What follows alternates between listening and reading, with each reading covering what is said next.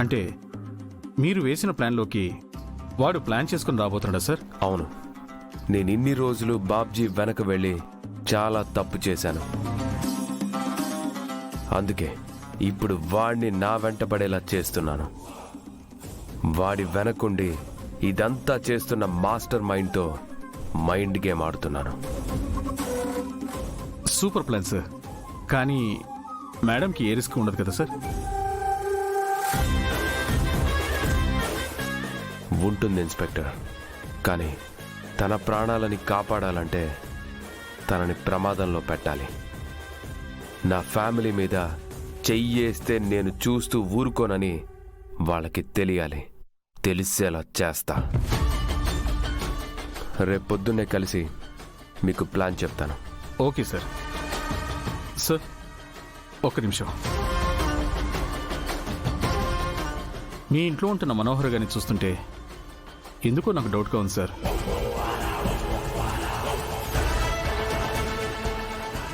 ఎందుకు అలా అన్నారు?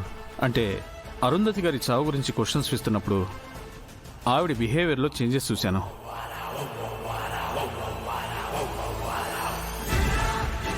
తన గురించి నాకు కొన్ని అనుమానాలున్నాయి ఇన్స్పెక్టర్. ఈ మధ్య తన ప్రవర్తనలో చాలా మార్పు వస్తుంది. ఏదో దాస్తున్నట్టు అనిపిస్తుంది. అది నేను మాట్లాడతాను. Okay sir.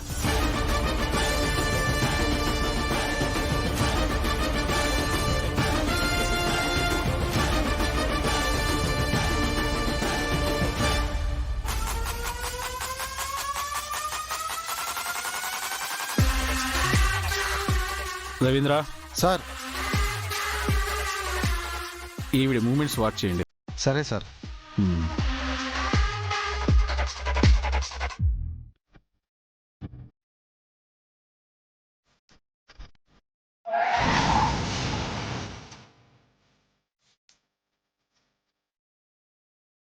ఆరు ఒక్క తాళిని నా దగ్గరికి చేర్చింది.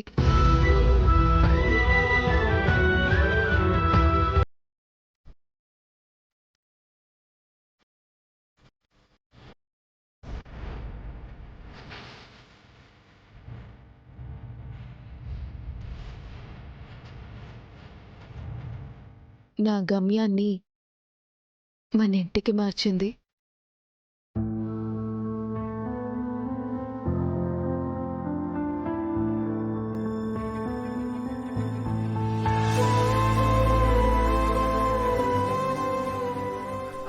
అంటే ఇప్పుడు మంచి జరిగిందని ఆనందపడుతున్నావా, లేక చెడు జరిగిందని బాధపడుతున్నావా?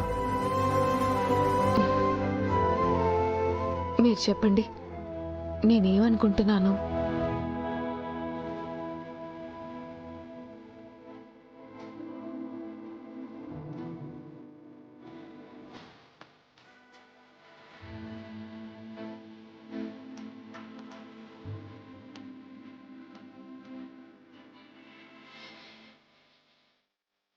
నువ్వు నిజంగానే లూస్.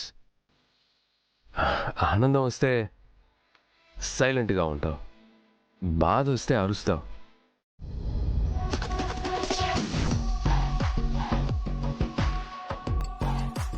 అమరేంద్ర వేట మొదలు పెట్టేశాడు బాబ్జీ. మనం మన పని మొదలు పెట్టాలి. రేపే దాన్ని చంపడానికి ముహూర్తం పెట్టేద్దాం. మనం బాగిని చంపేలోపు ఆయనను పట్టేసుకుంటే మేడం, నువ్వు అమర్ వెంట కొడైకెనాల్ వరకు వచ్చి ఉంటావని అమరు ఊహించి కూడా ఉండడా. అందుకే అటాక్ రేపే జరిగిపోవాలి అని అంటున్నాను. సరే మేడం, ఆవిడ్ని ఏ ఏరియాలోకి పంపిస్తున్నారో నాతో చెప్తే మా కుర్రాళ్లతో ఆ ఏరియా అంతా రెక్కి చేపించి పెడతా. అప్పుడు అరుంధతి అంటే పిచ్చిది కాబట్టి అనుకున్నది అనుకున్నట్టుగా చేయగలిగాం. ఈసారి అలా జరగదా. నువ్వు బండి తీసుకొని రెడీగా ఉండా. ఆ టైంని బట్టి దాన్ని ఏదో ఒకటి చెప్పి ఒంటరిగా బయటికి పంపిస్తాను. సరే మేడం. మరి ఇందాక మీకు ఫోన్ చేసి డబ్బులు డిమాండ్ చేసి బ్లాక్మెయిల్ చేశాడే, వాడి పరిస్థితి ఏంటి? ఏం చేయబోతున్నారు? నా గతం తెలుసు, నా గమ్యం తెలుసు, నేను చేసిన గాయాల గురించే తెలుసు. ఫోన్ చేసిన వాళ్ళు నన్ను చాలా దగ్గర నుంచి చూస్తున్నారని మాత్రం అర్థమవుతుంది. కానీ ఇన్ని తెలిసి ఇన్ని రోజులాగి ఇప్పుడెందుకు బ్లాక్మెయిల్ చేస్తున్నారో నాకు అర్థం కావడం లేదు.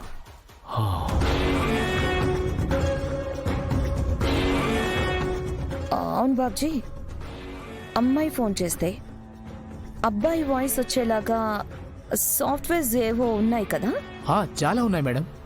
హా, ఎందుకు అలా అడిగారు? నా బ్లాక్మెయిలర్ని కనిపెట్టడానికి.